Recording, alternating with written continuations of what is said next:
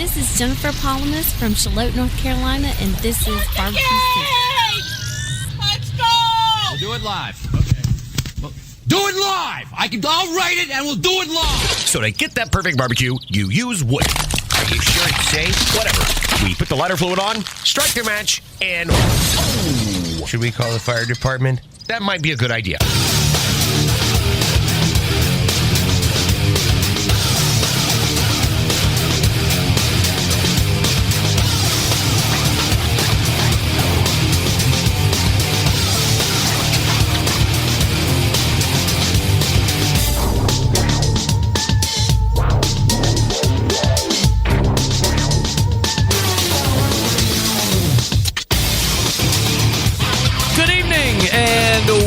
Welcome to the Really Big Barbecue Central Show. This is a show that talks about all things important to the world of barbecue and grilling. Originating from the Rock and Roll Hall of Fame city of Cleveland, Ohio, the barbecue capital of the North Coast. I'm your program host, Greg Rempe. Happy to have you right here on your Tuesday as we vault through midweek. If you want to jump in on the show tonight, more than happy to have you. You can do it one of two ways. It is a phone call or it is an email, and those contact info bits are as follows. You can get in touch with the show by calling 216-220-0966. Email Greg at the BBQCentralShow.com. On the Twitter and Instagram at BBQ Central Show. Anything else you want to find out about the show can be found at the main website, thebbqcentralshow.com. And here's what's happening coming up in about 13 minutes from now. The third Tuesday of the month, of course, brings a visit from the most prolific live fire cookbook author of our time, and perhaps not just of our time, of all time. Of all of the live fire books ever written, nobody more prolific than this guy, a barbecue Hall of Famer, somebody who is also a cooking class instructor, obviously well experienced on the TV side of things. I am, of course, talking about Steven Raichlen, and he will be joining us as we catch up. He was also caught up in the computer blow-up incident of 2020, as it has now come to be known. And he revisits us right here into August as we make the press through Q3. So we'll catch up with Steven. After Steven, a couple weeks ago, we tried to talk with a Steve Deshazer from Lion Energy. That didn't work out too well. Phone gremlins of some type or another, but it didn't make for a great production, so we cut it short. And 2 weeks later, here we are to reboot it again. So if you are down with solar power, if you want to get away from generators, if you want some of these kind of options, then you're going to want to stay tuned and check out Steve Deshazer as we talk about Lion Energy and the products that they have to offer and who's in best position to take advantage of these products. So that's Steve Deshazer. It's a full hour of Steve and Stevens, believe it or not. Totally coincidental. Then we moved to the second hour. We had a little shuffling as well this month because Sam the Cooking Guy was celebrating a 35th wedding anniversary in the first Tuesday. Robin Lindar slid into his spot. Sam is sliding into Robin's typical spot, so Sam the Cooking Guy will be filling in here for the second hour, and plenty to get to as it relates to Sam, not the least of which is his latest few recipes amongst many other items. So we have a jam-packed first hour, 216-220-0966, and we have a jam-packed second hour, Greg at the BBQCentralShow.com, your email address. A lot of you took time to wish me and my oldest and my wife safe travels, getting her back to college this past weekend. Of course, she wasn't there 12 hours, and her and the rest of her dorm mates immediately 14-day quarantine. Because one of those 6 dorm mates, the rooms are not set up as your traditional hallway and then, rooms all down the hallway. You get up to the room, and then there are 2 separate hallways, and at the end of hallways, there's 4 separate doors, and within those 4 doors are contained 4 rooms, 2 singles, to doubles, so 6 persons or 6 people per room. And one of them tested asymptomatic, thankfully, positive for coronavirus. Now, getting back to college, we're all here what's going on in the bigger campuses. UNC is already shut down after a week. College kids are going to be college kids, but these guys are athletes, so they were doing it the right way. My concern in this particular instance is the lady that had tested positive for coronavirus was tested a week ago Monday, and the results didn't come in until sometime Saturday afternoon. What is going on? You can't get them in 2 days or 3 days or 4 days? Hell, if we could have got them on Friday morning, we could have avoided all of this. But instead, they're all hanging out on Friday and then through Friday evening, and then Saturday the call comes in. They take the one that is positive, put her in the isolation dorm that they have set up on campus. 2 of the girls that were coming in on Sunday immediately sent out somewhere else, so they're not involved. But then 3 of them, which one of them happens to be my daughter, is now quarantined in that dorm with her 2 other volleyball mates for the next 14 days. Which begs the question, at the end of 14 days, do they get tested? I would imagine. So do they have to then continue to isolate for what could be another 5 or 6 days until they get the results back? They can't go out any earlier. How can you leave without results? Can it be that long? It takes that long? For some people, you can get tested and you get immediate results, or they're within 24 hours. People in high-ranking government states are getting tested daily. This lady was tested on Monday and didn't get the results until Saturday. Wow. That's troubling, so we'll see what happens. Good thoughts are passed along, I know. I thank you in advance for that.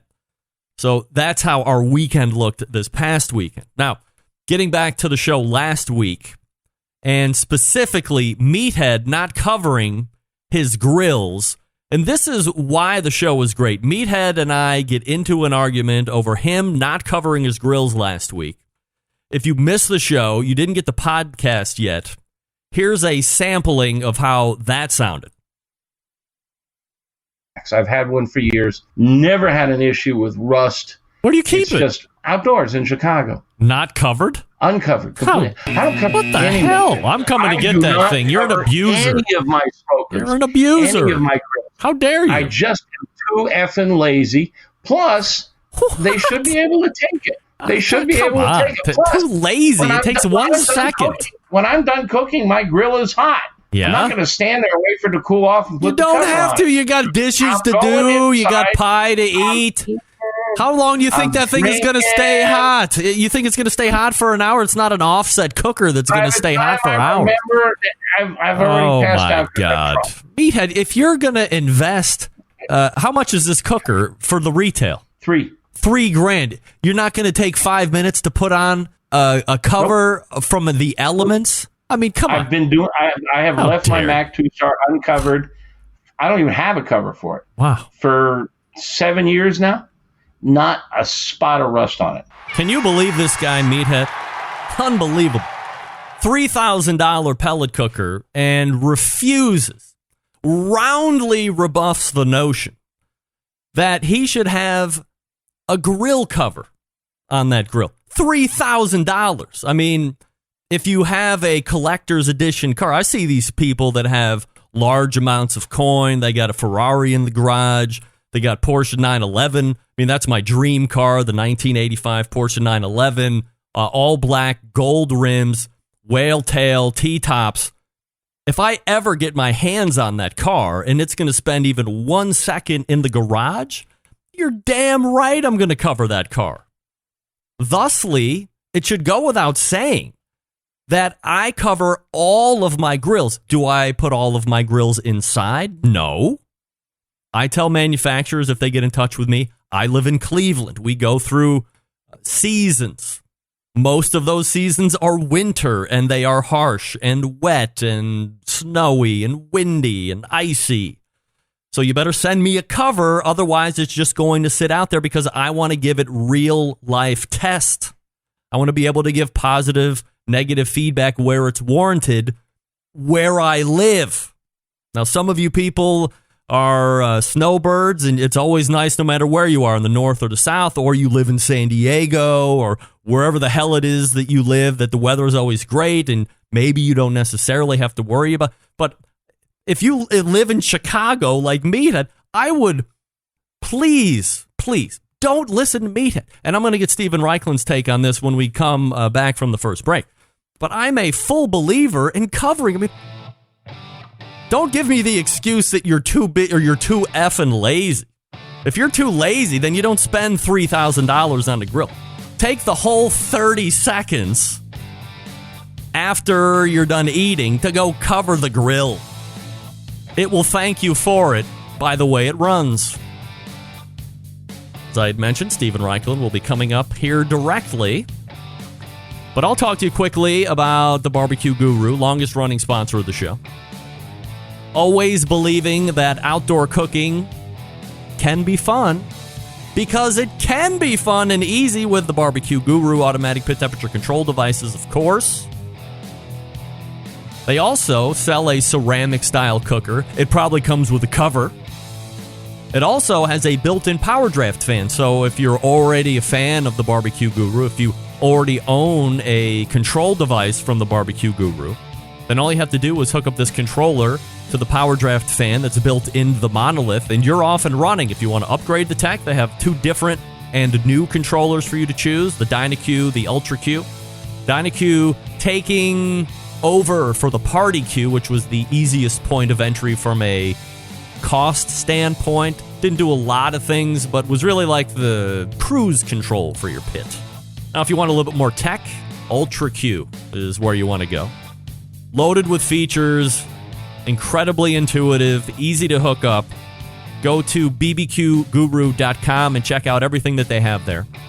Match it up with your cooker. If you have any questions, call them. They're there to answer your questions and make sure that your buying experience is seamless. 800-288-GURU. That's 800-288-GURU. Or again, the website bbqguru.com. The BBQ Guru continues to be a breakthrough in barbecue technology. In fact, not only from the great cookers and equipment, sauces and rubs from the Havana Barbecue line. Enjoyed some Mighty Mitch's buffalo wing sauce with the wings that we got from Giuseppe's Pizzeria tonight as we support the middle daughter's job. Supporting the local, if you will. All right, we got the Hall of Famer, the prolific cookbook author, and the cooking class instructor, Stephen Raichlen, coming up right after this. Stick around. We'll be right back.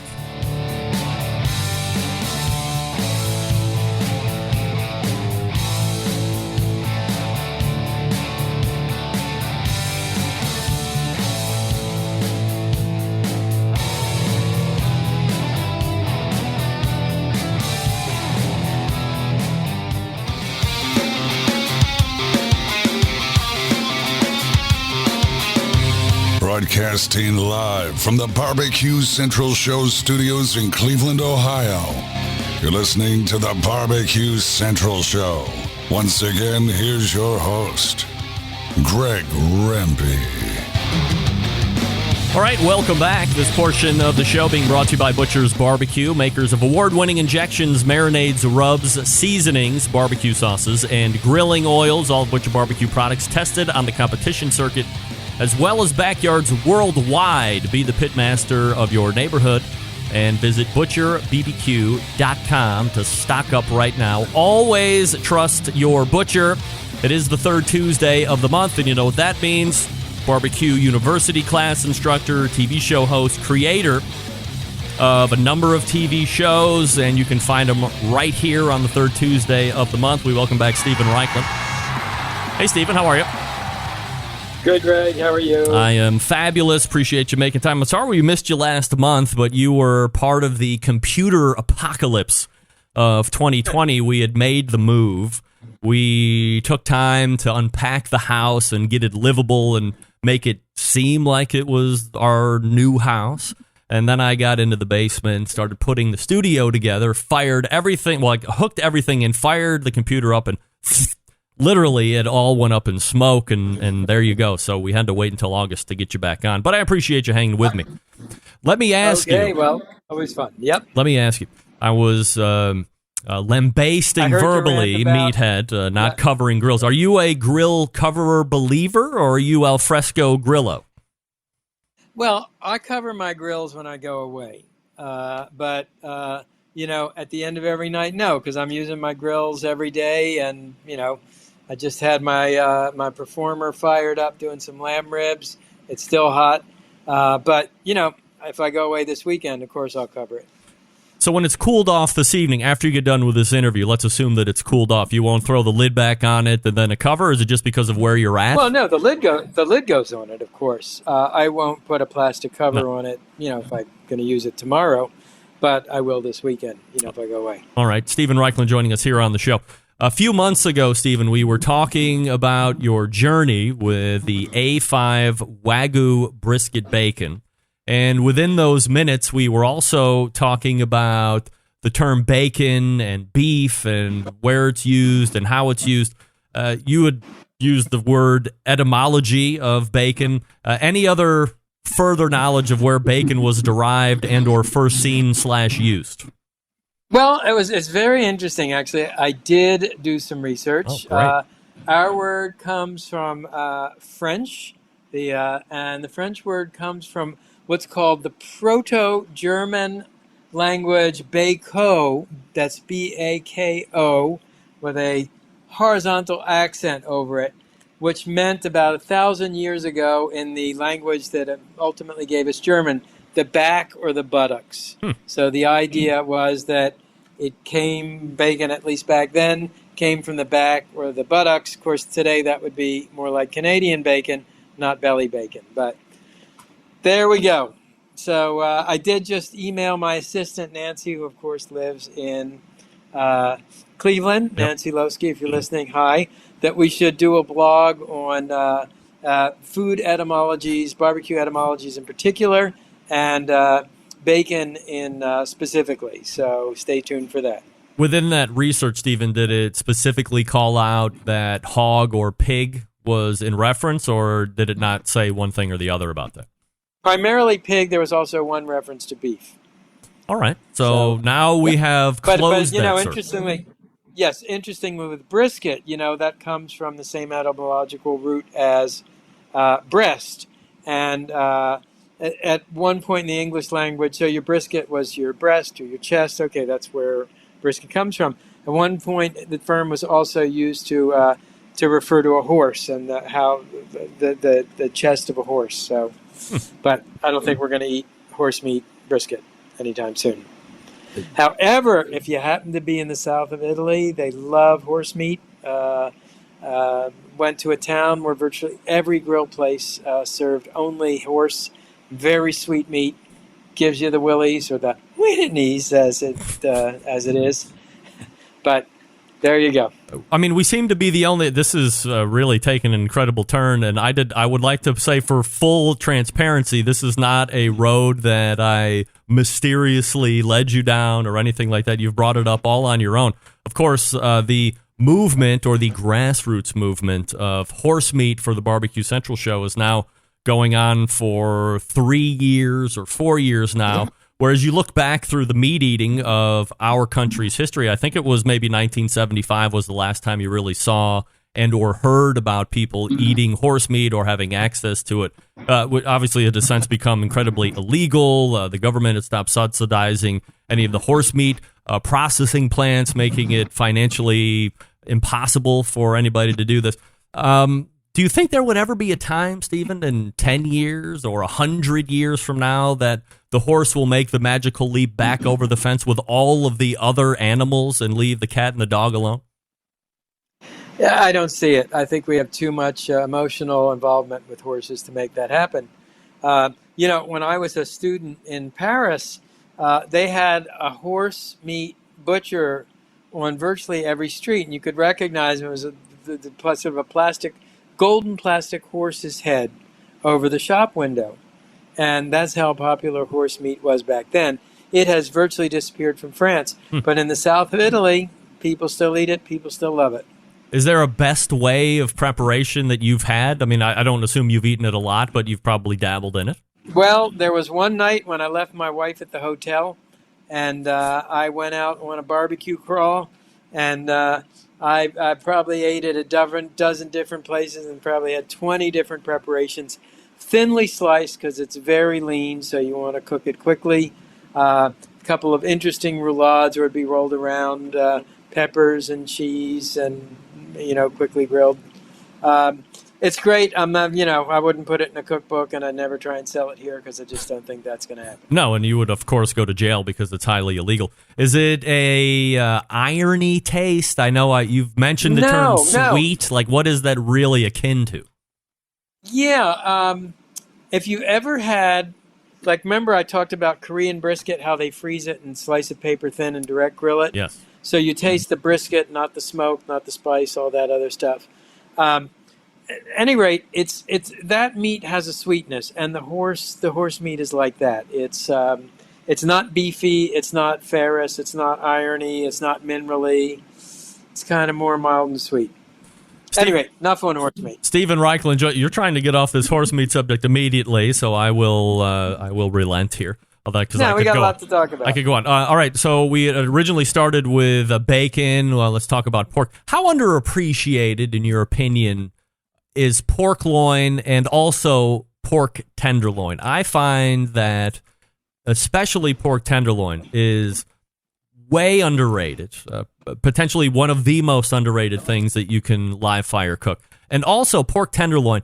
Both of these things are incredible value, an incredible taste, and they take on so many different flavors. How do you feel about the pork loin and the pork tenderloin?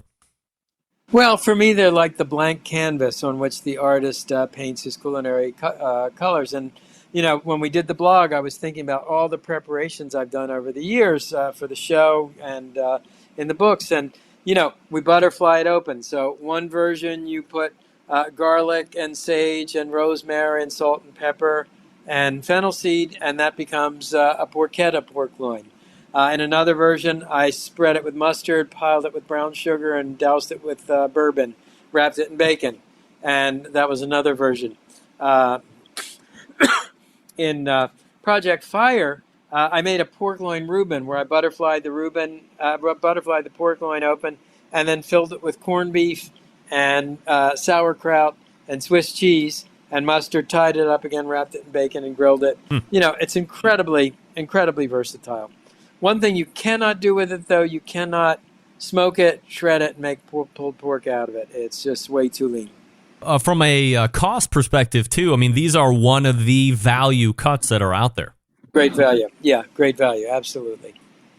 Let's talk about 9 recipes to grill or smoke this August. We got a couple weeks left. And I was through the blog here, and a bunch of stuff jumped out at me. We'll also touch on number 3 here again in a second, but the first thing that you have listed, and I've been seeing this become more and more a trend, is some type of a grilled drink. I've seen non-alcoholic lemonades, I've seen alcoholic lemonades, and the margaritas. You have a grilled key lime mojito to lead it off. Yeah, we created that kind of very spontaneously when we were taping Project Fire in Steenhatchee, Florida. And we had some key limes, so I put them, I think we used a Mini Max Big Green Egg, dipped the half limes in sugar, charred them on the grill to get sort of a lime caramel, and then squeezed that, added rum, added a little sugar and club soda. And they were absolutely delicious. But, I grill fruit all the time to make cocktails. When I make sangria, I grill the oranges, the lemons, the limes. I even add a little grilled grapefruit, again, dipped in sugar. Just adds a depth of flavor, a smoke flavor that just won't quit. If you're not familiar with key limes, how do they differ flavor-wise from what you would find regular lime-wise? First of all, they're much smaller, half the size of a Persian lime. They're full of seeds. They're more sour and more kind of acrid, I would say, than there's sort of limes that have a very strong personality. There was a lime question I was just going to ask you, but escapes me, so we move on. grilled watermelon salad with arugula and queso fresco. And I do have a follow-up question on watermelon when you're done.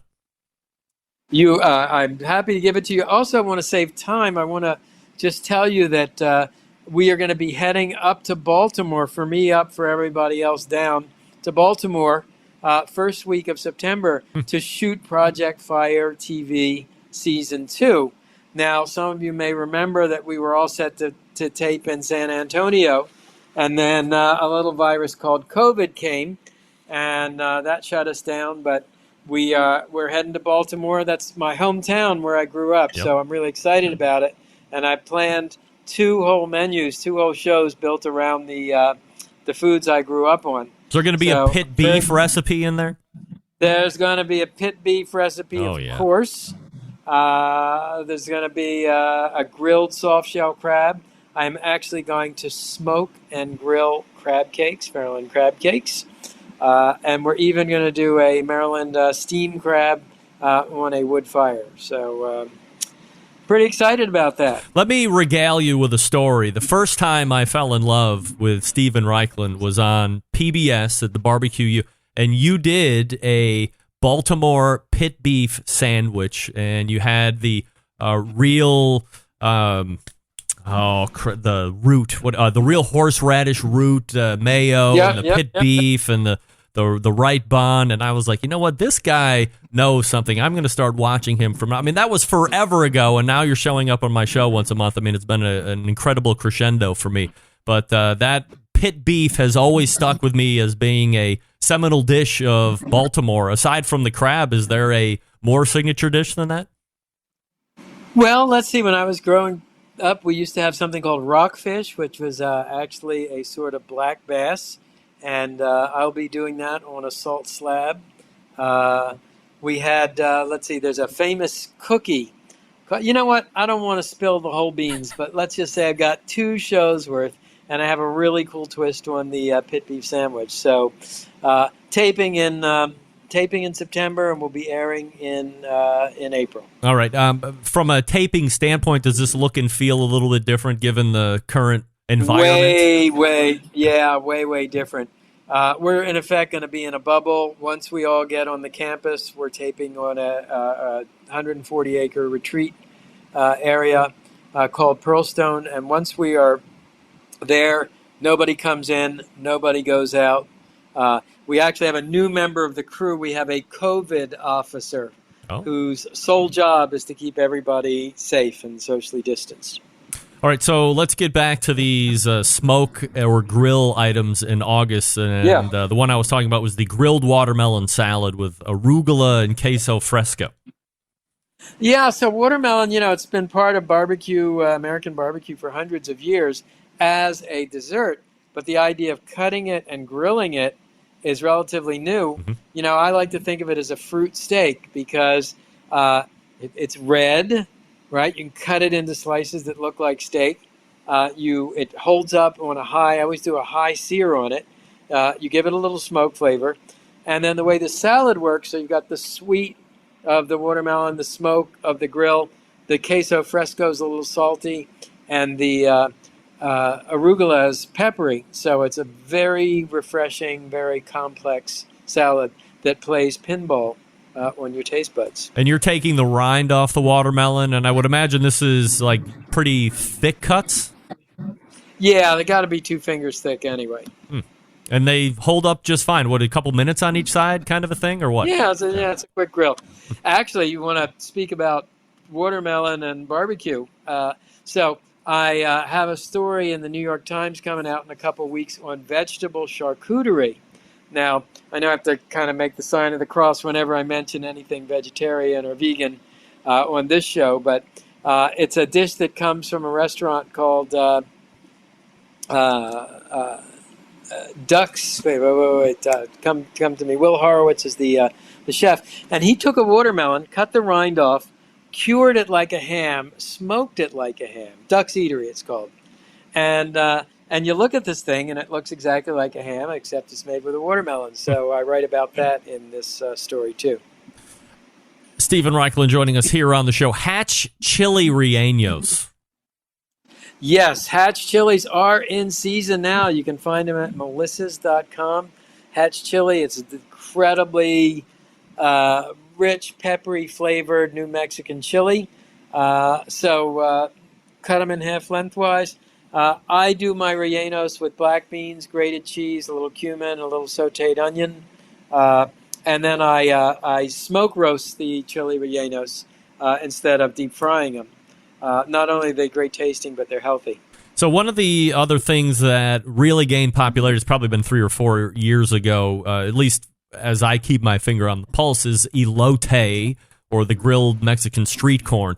And you had also done a blog post on 10 globally inspired grilled corn recipes. So obviously, if you haven't had the traditional elote, it's delicious. It's probably the least healthy way of eating corn you could possibly eat, but man, is it delicious. And I could polish off 8 to 15 ears. I mean, this is great stuff, right? Yes, and if you have been, hiding in a cave for the last 20 years, actually, I'm very proud. I think I was the first person to write about that. I wrote about it in BBQ USA probably close to 15, 20 years ago. Anyhow, you grill the corn, you slather it with mayonnaise, you sprinkle it with grated cotija cheese, and then a squeeze of lime and a sprinkle of chili powder. But I've got, lots of fantastic ways to grill corn. One that I found in Siem Reap, Cambodia, where the corn is basted with coconut milk and palm sugar, and then it's grilled over a hot fire and sprinkled with shredded coconut. That's pretty amazing. Italian grilled corn, where you hit it with sage butter and freshly grated Parmesan cheese. What else do we have? There's a Chilean grilled corn that Nancy, my assistant Nancy, found in Chile that's slathered with an avocado, thick avocado sauce. So, corn is excellent. By the way, please, everybody, grill the corn naked. That is, take the husk off. None of this grilling it in the husk. All that happens when you do that is you steam it, and, it's like an intimate act with a protective membrane. Best if you can avoid it. That's right. Stephen, what about, do you want high heat when grilling corn, or medium heat? You do. Yeah, okay. High heat. What's the deal with that T-shirt? You a New York fan? So I am wearing my John Lennon New York City T-shirt, which my son sent me, and just feel like it's a John Lennon New York kind of night tonight. What's your favorite John Lennon / Beatles song? Oh boy, I think it's probably got to be "Let It Be." A classic. And now, for your listening pleasure, Stephen will regale us with a few bars of... no, I'm just kidding. All right, anything Barbecue University-wise happening in the fall? Yeah, well, so we did Barbecue University in the spring, much to my amazement. Pulled it off to save social distancing. We are planning a session late in the fall. I'm not sure when it's going to be yet, but we'll post the dates as soon as we have them on barbecuebible.com, of course. What else is going on? I don't know. Boy, it's just every day there seems to be so much going on. I have a new TV show in French in Montreal. It's called BBQ en boîte, barbecue in a box, and it is the ultimate socially distanced, safe COVID-era grilling show. I recorded my segments down in Miami, and then we sent them up. They're going to be edited into the show. So that's pretty cool. What else? Oh, lamb ribs. I made lamb ribs tonight. I don't know if you've ever had Denver ribs, but they're 1.5 pound racks of lamb ribs. I seasoned them with my Kansas City smoked barbecue rub, indirect grill with wood smoke, 1.5 hours, 350. Perhaps the most delicious thing I have had all week. Really? Yeah. Wow. If you follow me on Facebook, I'm going to post a little movie of it tomorrow. All right. Lamb ribs are now on the menu, so you can find Stephen Raichlen right here. Lamb ribs in the house. And lamb ribs in the house. That's right. Stephen Raichlen can be found right here in this house the third Tuesday of every month, barbecuebible.com. Anytime after that. Stephen, always appreciate the time. Thanks so much for coming on. Hey, you do a great job, Greg. Glad you're back up and running. Bye-bye. All right. There he is, Stephen Raichlen, right there. Wow, lamb ribs. You know who's got lamb ribs, like really good lamb ribs, is Michael Simon's Barbecue Mabel's downtown Cleveland. Stellar stuff. I think Doug Scheiding and I had pork spare ribs, and we also had the lamb ribs. Doug, am I talking out of turn there? I believe that to be the case. A handful of years ago when Doug made it through Cleveland doing a Traeger class down in Hartville. Steve Deshazer's in the green room. I see him. Now, if only the sound will work. We'll find out here in a second. I'm confident.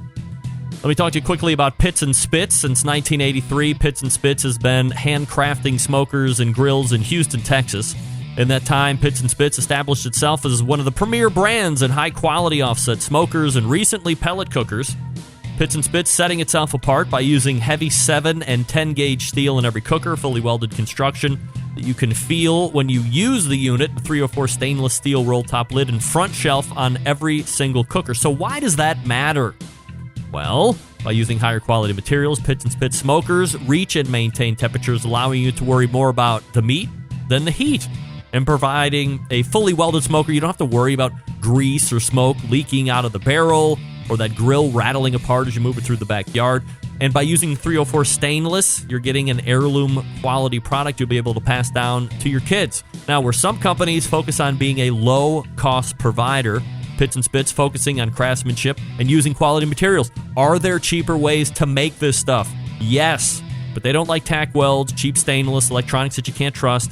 Having in-house manufacturing gives them complete control of the design and standards.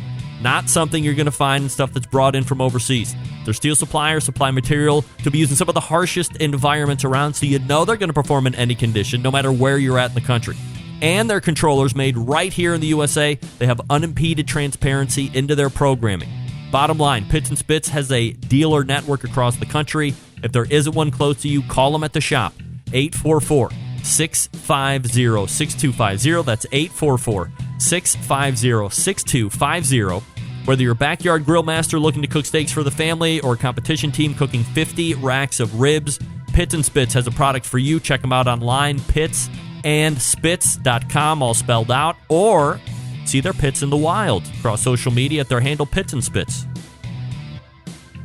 I would love a Pits and Spits, both an offset and a pellet cooker, because I'm a lover of both, and I would cover it too, meathead. I want to ask Steve Deshazer if he's a pro coverer of grills no matter what. We'll see here in about 35 seconds. Stick around. We will be right back.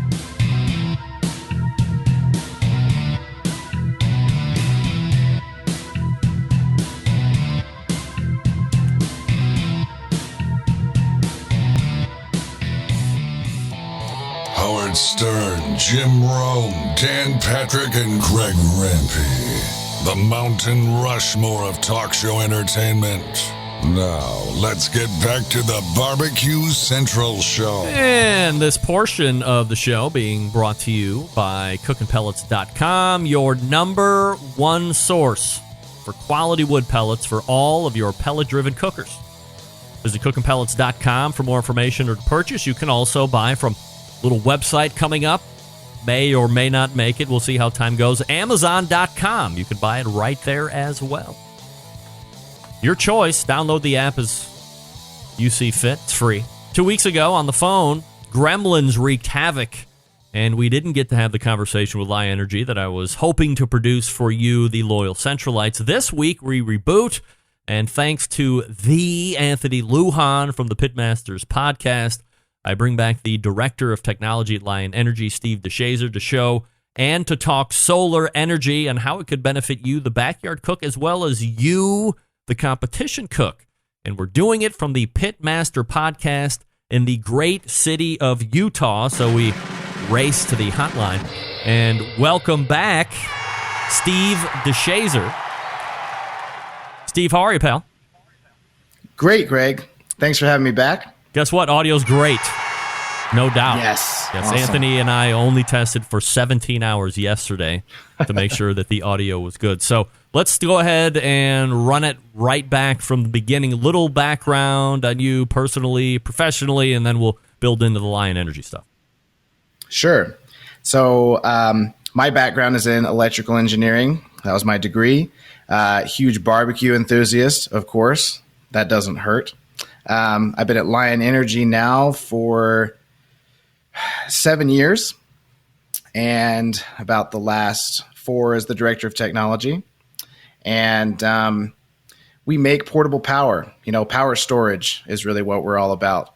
And in this case, the product we're talking about is portable, and it has a great impact, a great application when it comes to outdoor grilling, right? Because now these grills, the pellet smokers, they need power to run, and that's what we're interested in providing to people wherever that may be. Director of Technology sounds like a very important capacity with the company. Are you driving the technological vision of the company, trying to push the envelope, as it were? It's a part of it. I was working primarily in engineering before, which had a lot more impact on the individual products. Now my focus is more on the software that we use to run our business and on the website and everything that goes along with that. So, our digital presence, I guess, is a lot about what I do. But during the time that the Safari LT, which is the product we're talking about at the moment, was being created, I did have a pretty large impact on that product at the time. Steve Deshazer joining me here on the show, lionenergy.com, the website. So do you have a quick thumbnail background of how Lion Energy came to be and how it got off the ground? Yeah, so originally we had more focus in emergency preparedness, and we focused more on doing wholesale, and we focused on, we were making products for other companies and putting their name on it for several years. And so in the past few years with, at least 5 years of experience during the time I had been here, we started going more direct to consumer and started to push more of the Lion Energy brand instead of making products for other companies. And so that's been going really well for us. And this barbecue market has really been a big part of that as well, which is always a market that I'm happy to support. Is there a good margin or is there a better margin going direct to consumer versus private label? Typically in the market, people would say yes. Really, we just want to be able to have a positive impact as a company and have people know that it's Lion Energy. Building a brand to us is not so much about going direct to consumer and having a better margin. It's more about having people know that there's a company out there that's got their back and that's going to provide good products and good service, and being able to be recognized as that company, and just be powering a lot of pellet smokers, successfully. Let's talk about some items that you are offering to consumers. We're obviously going to be talking about the Safari LT, but what else do you have in the portfolio? So, like I said, we focus on power storage, and we try to cover the whole spectrum from very small all the way up to very large. So if you go to our website, you'll see that we have products ranging from power banks all the way up to batteries that people can use in their RVs. We also do whole home storage, right? So you could, the inverters and the battery backups that people use for off-grid homes and cabins and things like that are also available. Right now, our lithium batteries are also very popular. Like I was saying before, those are typically used as replacements for RVs, or they're used like for troller motors and boats. The Safari LT has gained a lot of traction in the barbecue community because it's light, it's 10 pounds, it has the ability to run, I have several people who run multiple, like double pellet smokers at the same time with it. Pellet smokers are a great application for this because they're pretty energy efficient. Typically, creating heat with energy is not very efficient, but because the pellet smokers use the pellets and burning the pellets to create the heat, the amount of electrical energy they require is actually pretty low. The only time they really require much power is in the beginning when that heating element is heating up. And the Safari LT is, with all the pellet smokers I've tried or had other people have experience with, it's been able to run 2 pellet smokers during that heating up phase successfully. We definitely recommend pairing it with a solar panel, because once those pellet smokers are up and running, frequently with just a single panel, you can be inputting more power from the sun than you're consuming by running the smokers. So you're running all day, and by the time the day is done, the sun goes down, you're still at full charge just by having one solar panel. Steve, let me jump in here and ask a question, because when Rusty Monson had mentioned this a couple weeks ago during the Embedded Correspondence segment of July, I think there were some folks that were unsure as to best application. In other words, is this something from a Safari LT standpoint that is going to be able to power a 30-foot competition trailer like many teams are running, rendering their generator or need for generators obsolete? Or is this something for more of a smaller footprint team that is running only a few pellet cookers to get them through the weekend of the competition, and maybe some ancillary stuff, a phone, a boombox, what have you? At this size, you're probably talking about more of the smaller footprint teams. The output on the Safari LT is a 500 watt output from the normal AC plugs that you have on there. So you could let that be your guide as far as how many things you could run simultaneously. We do have larger, sort of the parent or the big brother, to the LT, which is the Safari ME, and that has a 2,000 watt inverter output. So that could run effectively 4 times as much stuff. Wow. It does come at a higher price. It can also be charged with solar much faster. Definitely a bigger ticket item, but that would be more appropriate for the larger 30-foot trailers or things like that people are trying to run, quite a few smokers at the same time. So we have size options. We scale with people's needs. Is I guess the takeaway there. Can this then be put in? Let's say I was going to be building a competition trailer. I hook up with my fabricator or whatever you call it, and I don't want the standard Honda generators or whatever the hell comes with them normally. I want to have you get in contact with my trailer builder. You can put a Safari ME in there or a pair of them and get me the power I would need to not have to use the gas, basically. Almost certainly. I mean, I would say, except for very rare, extremely high power, situations, something very custom, to your situation. I would say yes.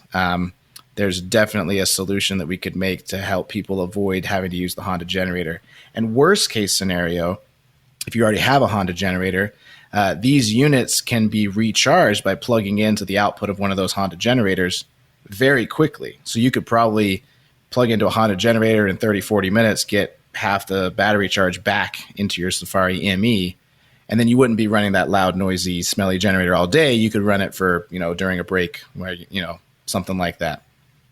Steve, let me ask you a question. As we look at the Lion Energy website and you go over to the Lion Safari LT, look at this. For a number of weeks, it said sold out. But as you come in here tonight, it looks like you're ready to. So, do we have plentiful inventory? Is it limited? Because my question was going to be, I've seen it for weeks that you guys have been sold out. So, what's the deal with the stock and production and all that?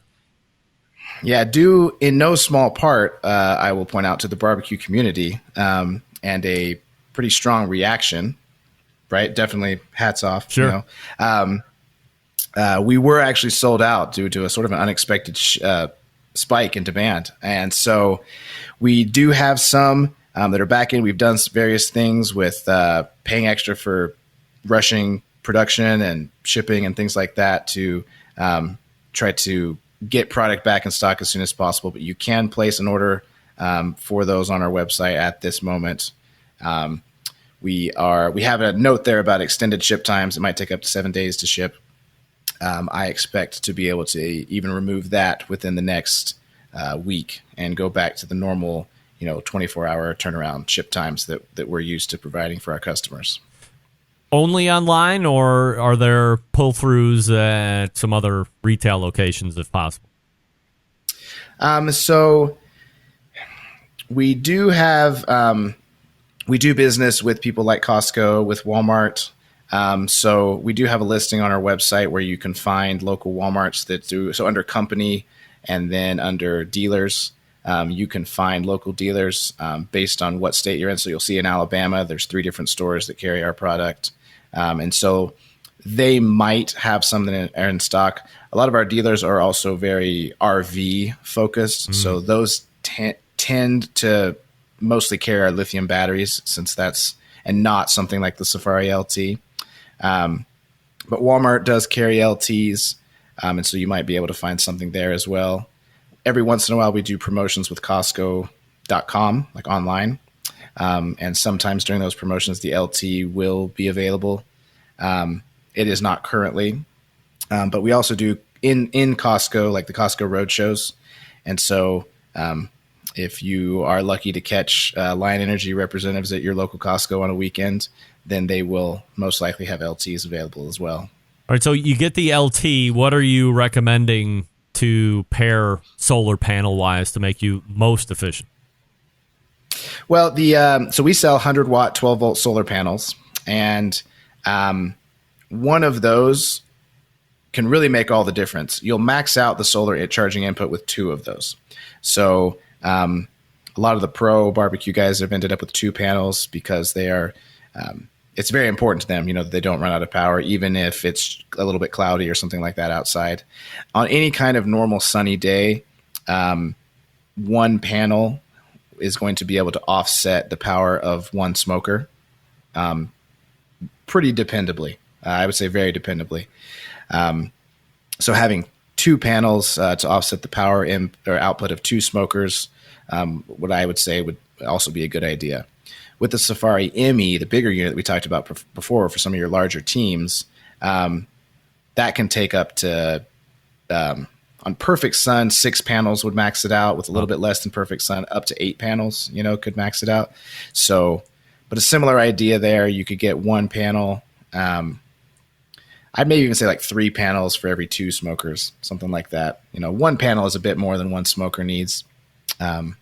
But yeah, you can really offset how much you're draining your unit by just adding some solar panels, and you could end the day full and then continue hours and hours into the night with a long brisket cook or something like that, and not have to worry about losing power. What am I looking at all in price for a LT unit and then a pair of solar panels, roughly?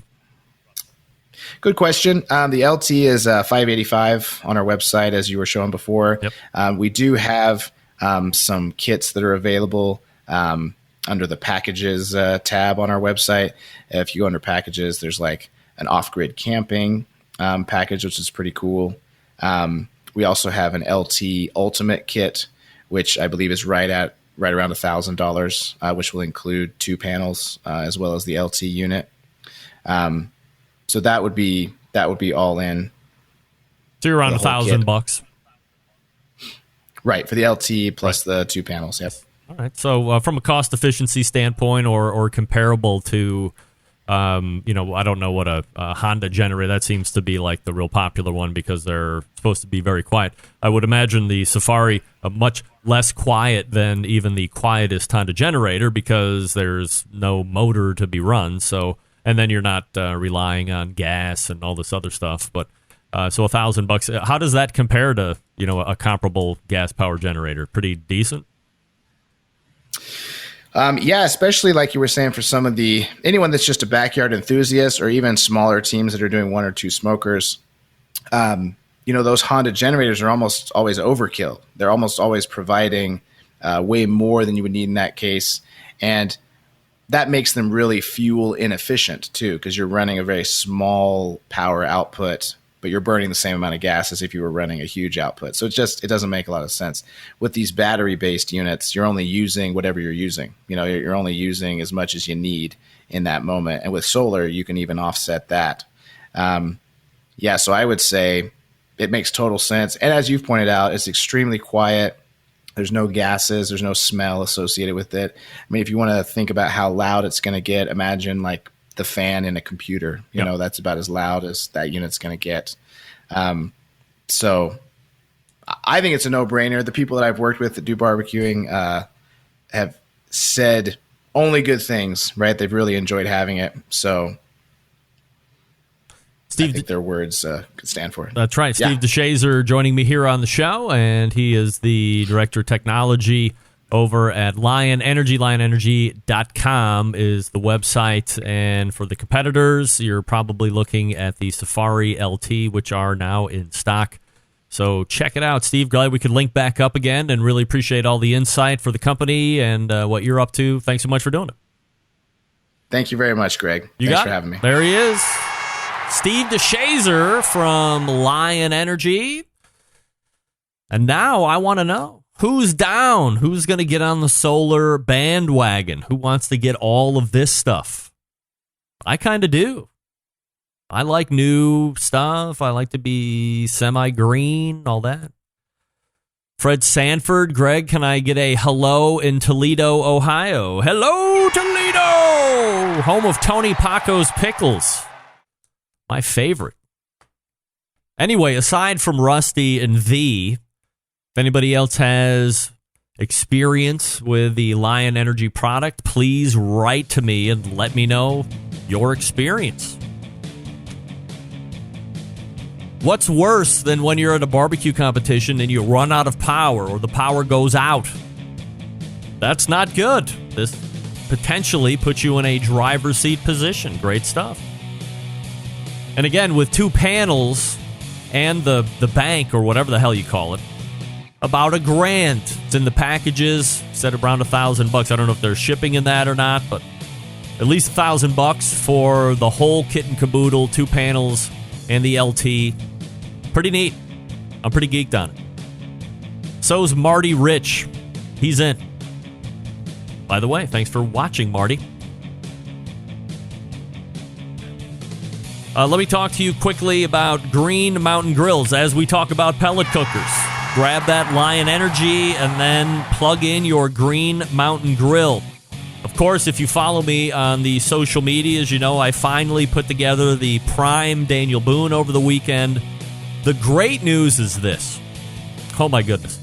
It goes together so simply out of the box.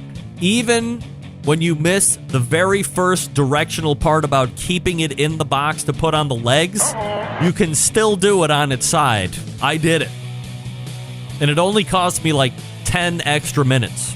I had it together in an hour or less. I'm pretty handy now that I think about it. And then we did the burn-in, then we did pizzas. If you follow me on social media, you saw me all about that. But the Prime line, I can attest to this. As much as I have said for weeks and perhaps even a year now that the build is more robust, it is. I mean, this feels more hefty than the Choice Brother. The handle, the material, the tolerances, the cart comes with the front shelf. It has the bottom storage area. It's got the great side shelf that collapses. The movable heat deflector. They went back to the full stainless drip pan instead of having that 2-piece slide thing. That was ridiculous. They've gone back to the 1-piece, which I appreciate. So pizzas after the learning experience were fine. Great to use. The Wi-Fi technology, easy to hook up with. GreenMountainGrills.com, the website. That's GreenMountainGrills.com. Get your hands on some of the best pellet cookers out there on the market right now. We are back to wrap the first hour right after this. Stick around. We'll be right back.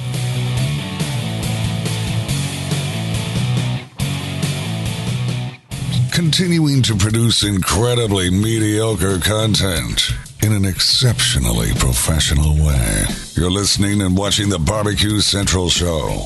Once again, here's your host, Greg Rempe. And this segment brought to you by Fireboard. Monitor up to 6 different temperatures simultaneously. Connect to Wi-Fi for cloud-based monitoring or connect via Bluetooth. And if you have Alexa or the Google Assistant in your home, you're in luck because Fireboard and Fireboard 2 fully integrated with both. Find out more by visiting fireboard.com or call 816-945-2232 today. Fireboard 2, Fireboard 2 Drive. Come get it. Reviewed highly on grillseeker.com. Go read that if you want. Thanks again to Steve Deshazer, Master of Technology over at Lion Energy. I made that title up. Director of Technology at Lion Energy. LionEnergy.com, and the LT is in stock. We point to the second hour. Go ahead and refresh libations. And we are ready. People are already calling for finance discussions with Sam the cooking guy. I doubt we'll get into that, but you never know. Stick around. We'll be right back.